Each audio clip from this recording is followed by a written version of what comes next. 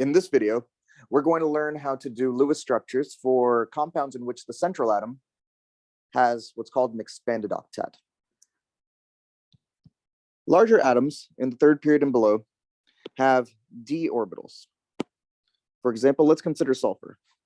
So sulfur's electron configuration is 1s2, 2s2, 2p6, 3s2, 3p4. Now sulfur also has this 3d subshell, but it doesn't have any electrons in it. Likewise, its 3p subshell isn't filled. Because it has this 3d subshell, it actually has space to accommodate extra electrons. And so sulfur can actually have up to 12 electrons in a Lewis structure. That's what's called an expanded octet. Anything in the second period, for example, carbon, nitrogen, oxygen, fluorine, can only accommodate 8 electrons in their valence shells. And so in Lewis structures containing these elements, you won't find them having more than 8 electrons around them if they are the central atoms, or ever. They can't accommodate more than 8 electrons. Phosphorus, sulfur, chlorine, and larger elements can.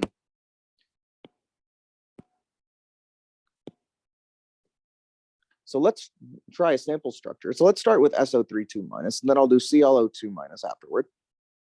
First, we count the number of valence electrons, just like we do. The first several steps are going to be the same for any Lewis structure. We can go to the periodic table, and we can see over here that sulfur has 6 valence electrons, just like oxygen has 6 valence electrons. So I'm just going to write a 6 up here. Oops, don't have that much space. Oh, I'm going to write it. Let me bring this down a little bit.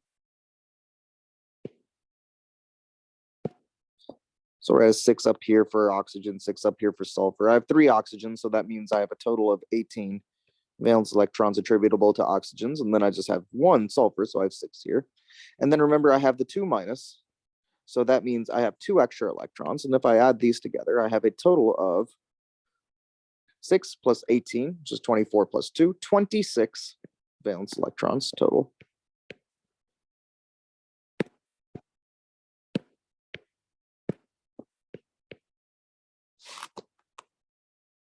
And I'll do it over here for this atom too. I'll do it for this structure just since we're up here. So 6 electrons for the oxygens. And if I look over here at chlorine, I have 7 electrons for chlorine. I have 2 oxygens, so that's 12. I have 1 chlorine, so that's 7. And then I have plus 1 electron for the 1 minus charge. And so here total, I have 7 plus 12, so 19 plus 1 equals 20 total electrons. Central atom is going to be the least electronegative. Well, we know that oxygen is the second most electronegative atom on the periodic table. And so the central atoms, in this case, it's just going to be the atom that isn't oxygen. It's going to be sulfur here, and it's going to be chlorine here. We don't even need to look at the periodic table, but in case you wanted to, remember the atom furthest to the left and furthest toward the bottom is going to be the least electronegative. Least electronegative has to be the central atom. So here now I'm going to draw my central atoms with single bonds to all peripheral atoms. So I have 3 oxygens in, this is sulfite, and I have 2 oxygens in, this is called chlorite. Right now I count the number of electrons in bonds, 1, 2, 3. So it's going to be 6 over here, electrons in bonds. I said I was going to do these structures separately, but you might as well do them together. It requires minimal effort, right? So here I have 2, 4 electrons in bonds for chlorite. And I started with 26 in this first structure. So if I want to determine the total number of electrons, I can just do 26 minus the 6 up here. And I have 20 electrons remaining for sulfite. Likewise here, I have what? I started with 20. Oops. Started with 20. Now I have 4 in bonds. And so 20 minus 4 gives me 16 electrons left here.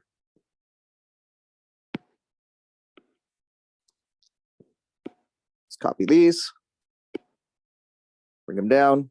And now I'm going to give the peripheral atoms electrons until they have 8. So I have 3 oxygens here. I have 20 electrons left to give. Each oxygen has 2 electrons here. Notice that it's just oxygens with single bonds, so they're equivalent. And so each of these needs 6 more electrons. So it has a total of 8. And I'm just going to give all 3 of them 6 each. And so now 6 plus 6 plus 6 gives me 18 electrons used up. And that means that, 20 minus 18, I have 2 electrons remaining. All of my oxygens are filled, so I have to give the 2 remaining electrons to sulfur. In the chloride structure, same thing. I'm going to give each oxygen 6 electrons, so it has a total of 8. And that's a total of 6 times 2. That's 12 electrons used up. That leaves me 4 electrons, and I'm just going to give these remaining 4 electrons to chlorine. And now if I look at both of these structures, I would normally just count how many electrons each atom has. And, I know that each of these oxygens has 8, right? I just did that. I have 8. I have 1 bond and then 3 lone pairs on each of the oxygens. And so all of them have 8. How much does sulfur have? Sulfur has 2, 4, 6 electrons in bonds, 6 bonding electrons and 2 non-bonding electrons. So here sulfur also has 8 electrons. Likewise, chlorine here on the left structure has 2, 4 non-bonding electrons and then 2, 4 bonding electrons. So it also has 8 electrons. And we might be tempted to stop and just say, okay, well, all atoms have 8 electrons. Great. Let's leave it there and call it a day. For these larger elements, they can actually accommodate more electrons in their valence shells. And so instead of obeying the simple octet rule, in which all atoms except hydrogen want 8 electrons when forming compounds, these atoms have what are called expanded octets. So now there's an expanded octet rule that says that all atoms in the 3rd period or higher want to feel neutral. And I put feel in quotes because what atoms really feel, right? They're not feelings. How can an atom feel neutral? Well, it can feel neutral if it quote unquote feels like it has just as many electrons as it does in its neutral state. So it wants to feel as though it hasn't lost any of its valence electrons. Well, let's consider electrons and bonds. Let's just consider, I have this space down here because I want to do some work, but let's just consider generic atom A.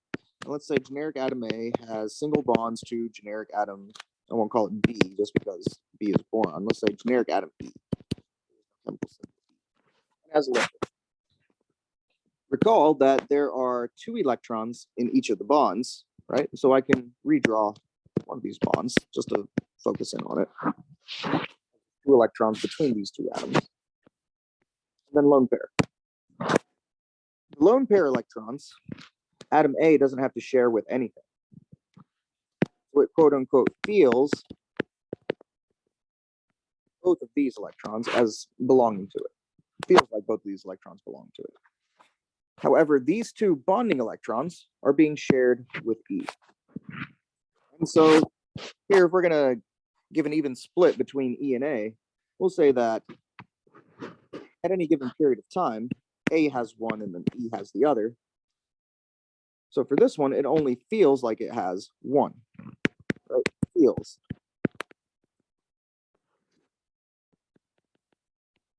Like 1 units. Right? There are 2 electrons in the bond, right? We attribute the atom as having those 2 electrons, but it's sharing, right? It doesn't have all these electrons to itself. And so when determining how much or how many electrons an atom feels like it has, we say that bonding electrons only account for half, right? So if I have 2 bonding electrons, atom A feels like it has 1. And so let's just determine how many electrons atom A feels like it has. So it has 2 for the non-bonding, plus 1 for this bond over here, plus another 1 for this bond over here. So atom A feels like it has 4. As much as atoms can feel. Well, all elements want to feel like they have just as many electrons in the structure as they have valence electrons. And what does that mean? Well, let's do a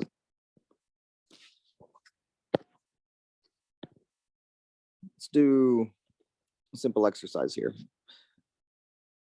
So phosphorus, sulfur, chlorine, all in the same period. If we go to our periodic table, we can see that phosphorus has 5 valence electrons, sulfur has 6, and chlorine has 7. So let's write down the number of valence electrons in this new table. So number of valence electrons, phosphorus has 5, sulfur has 6, and then chlorine has 7 valence electrons.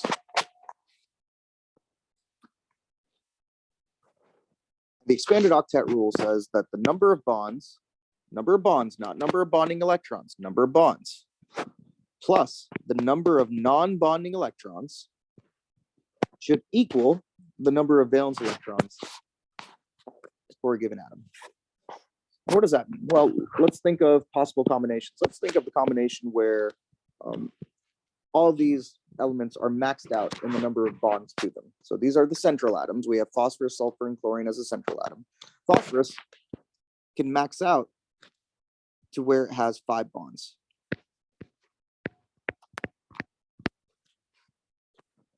Going back up to this equation, well, if it has 5 bonds, no non-bonding electrons, that gives me 5 plus 0 equals number of valence electrons. Phosphorus has 5 valence electrons, so it's fine with that. Which means that sulfur can max out with 6 bonds, and chlorine can max out with 7 bonds. In other words, the maximum number of bonds that one of these large atoms can form is equal to the number of valence electrons. Well, that's just one combination. What if we have some lone pairs? Well, what if, let's say we give phosphorus 1 lone pair. So it has 2 non-bonding electrons, 1 lone pair, right? Here's a lone pair, right? That's a lone pair. Lone pair has 2 electrons, and those are non-bonding. So I'm just going to abbreviate these NB. So 2 non-bonding electrons plus what? Has to be 3 bonds. So here, 2 non-bonding electrons plus 3 bonds gives me a total of 5. So phosphorus can also form 3 bonds and have 1 lone pair. In another case, let's say I have 4 non-bonding electrons or 2 lone pairs. Well then, phosphorus can only form 1 bond. I've written these as non-bonding electrons because this is an absolute electron count, right? Realistically, the terminology I'm more likely to use is lone pairs. And for each lone pair, abbreviated LP, you just do simple LP without the periods too. There are 2 non-bonding electrons, so think in terms of number of lone pairs and number of bonds. Here, let's say we have 1 lone pair and 3 bonds, or 2 lone pairs and 1 bond. Remember, 2 electrons per lone pair. Now let's consider sulfur. Sulfur can form 6 bonds, or it can have 1 lone pair.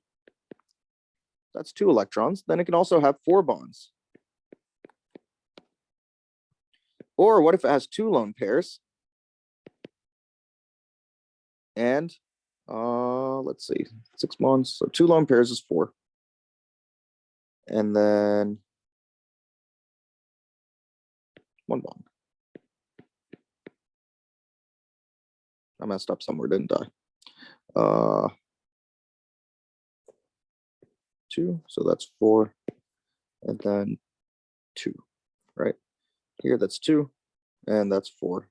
That gives 6. No.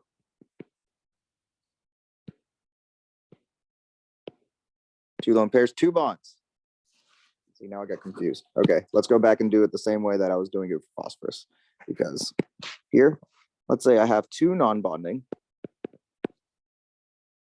and 4 bonds. Okay, good. That's 2 plus 4 equals 6, according to this equation.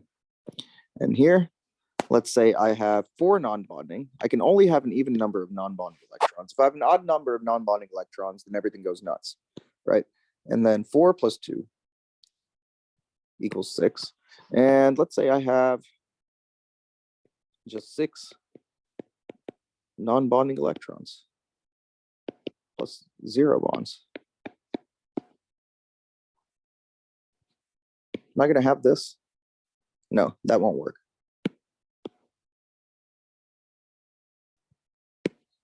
So combinations for sulfur include it can have 6 bonds, it can have 2 non-bonding electrons and 4 bonds, or 4 non-bonding electrons and 2 bonds. What about chlorine? Chlorine can form 7 bonds, or if it has 2 non-bonding electrons, so 1 lone pair, must have 5 bonds. What about 2 lone pairs, which is 4 non-bonding electrons? Well, then it can have 3 bonds. And now what if I give chlorine 6 non-bonding electrons? It can still have 1 bond. Or do you need to memorize these? No, not necessarily. It's much easier if you just know this equation and if you know this expanded octet rule, that all atoms in the third period or higher want to feel neutral, which means that the number of bonds plus the number of non-bonding electrons equals the number of valence electrons. And so now if we go back here, let's consider sulfur. Well, sulfur feels like it has what? It may seem very complicated the way I just did it, but it's pretty easy to determine how many electrons an atom feels like it has. So just considering the central atom, sulfur feels like it has 1, 2 non-bonding electrons, 3, 4, 5 for the bonds. So notice I'm just drawing a little slash through each of the bonds, and then 1, 2 for each of the non-bonding electrons, and I determined that sulfur feels like it has 5. Well, it wants to feel like it has 6. So what can I do? I can take a lone pair from one of these oxygens and I can draw a double bond here. And just draw an S. Now it's a double bond to this oxygen, right? Single bonds to these ones because I didn't modify those at all.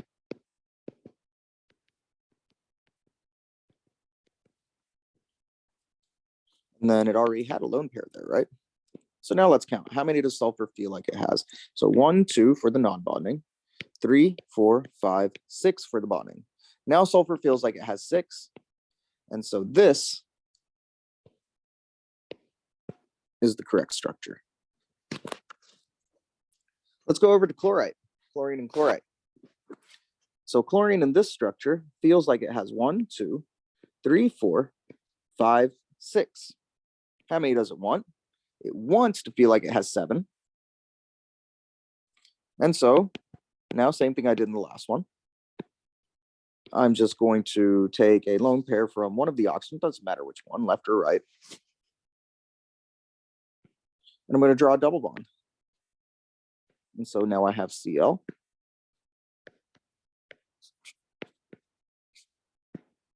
One, 2, 3, 4, 5, 6, 7, 8. 1, 2, 3, 4, 5, 6. How many does chlorine feel like it has? Feels like it has 1, 2, 3, 4, 5, 6, 7. And it wants to feel like it has 7. So this is the correct structure for chloride.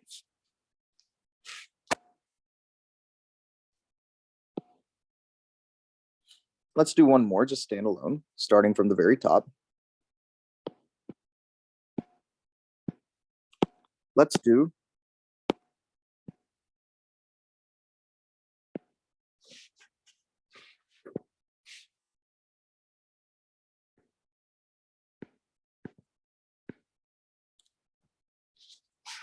hypochlorite, which is ClO minus.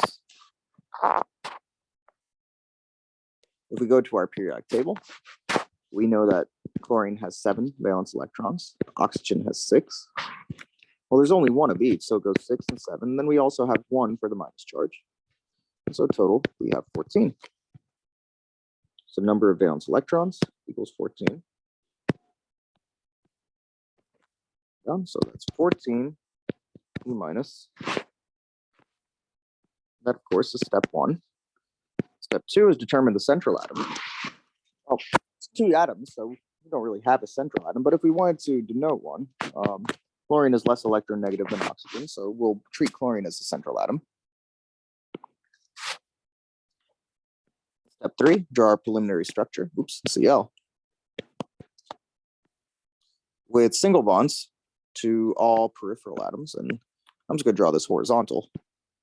ClO.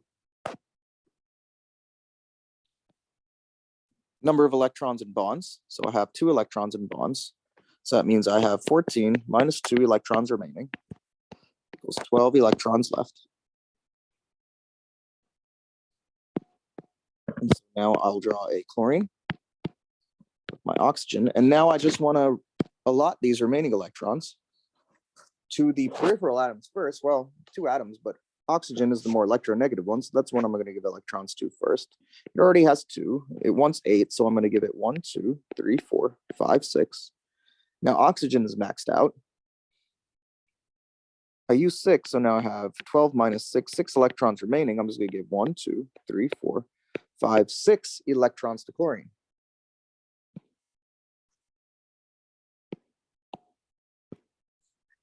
All right, now what? Well, if I do the calculation here, chlorine has 2, 4, 6, 8 electrons. Likewise, oxygen has 2, 4, 6, 8 electrons. And they both seem good. But we need to check if chlorine feels like it has 7. So by feeling, we just take the number of electrons in bonds divided by 2, add them to the number of non-bonding. Well, chlorine feels like it has 1, 2, 3, 4, 5, 6, 7. And chlorine wants to feel like it has 7, so it's good there.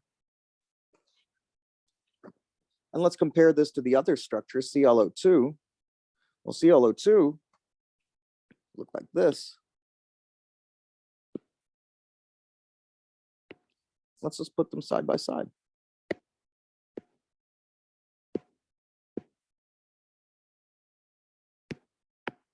So this is hypochlorite. This is chlorite.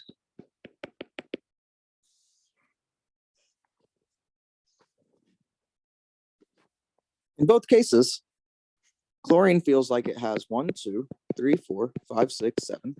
1, 2, 3, 4, 5, 6, 7. In the case of hypochlorite, chlorine obeys the octet rule in which it has a total of 8 electrons. In the case of chlorite, chlorine has an expanded octet. It has more than 8 electrons in its valence shell.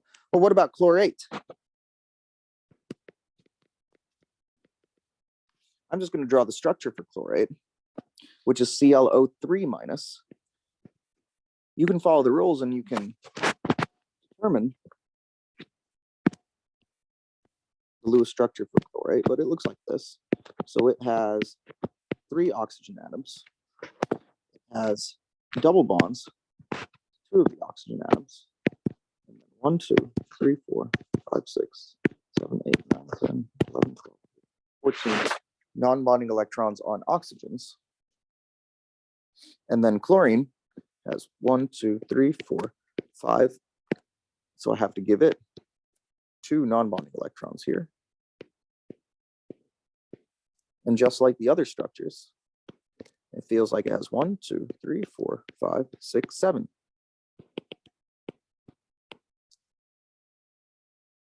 And this is called chlorate.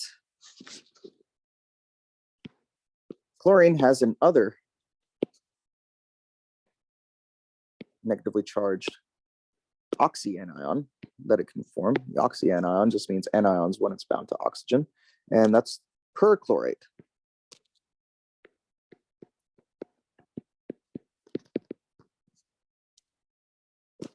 So hypochlorite is ClO minus, chlorite is ClO2 minus, chlorate is ClO3 minus, so perchlorate is ClO4 minus. And ClO4 minus looks like this. It's a chlorine with a double bond to 3 oxygens, and then a single bond to an oxygen. This oxygen has 3 lone pairs, and these other ones have 2 lone pairs. And we can determine what this chlorine feels like, how many electrons it feels like it has. So it has 1, 2, 3, 4, 5, 6, 7 bonds, and only 7 bonds. And recall that chlorine can form stable structures in which it has a maximum of 7 bonds. So perchlorate is just chlorine maxed out in bonds. That's it.